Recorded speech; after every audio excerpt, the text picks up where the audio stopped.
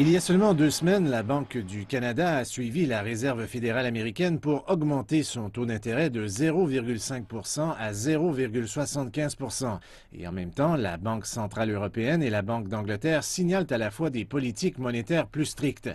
Malgré ces hausses, cependant, les devises émergents affichent toujours une forte performance face à l'affaiblissement du dollar américain. Le renminbi, par exemple, a connu une appréciation de quelques 150 points de base par rapport au billet vert depuis le début du mois de mai, tandis que d'autres monnaies asiatiques de marchés émergents en Thaïlande, en Corée du Sud et en Malaisie affichent également de fortes performances par rapport au dollar américain.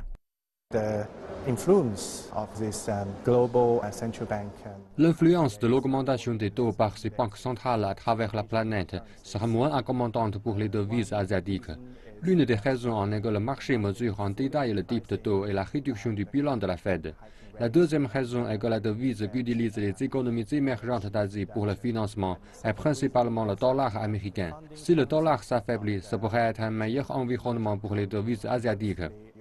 L'indice du dollar américain a diminué d'environ 10% depuis le début de mars et M. Lee croit que la tendance à la baisse du dollar se poursuivra car les marchés s'attendent à ce que même si d'autres hausses des taux d'intérêt aux États-Unis sont possibles, elles ne seront pas immédiates.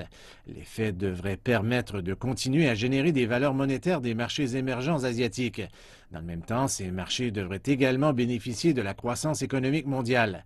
Le Fonds monétaire international a récemment stabilisé ses prévisions de croissance mondiale pour cette année à environ 3,5 %.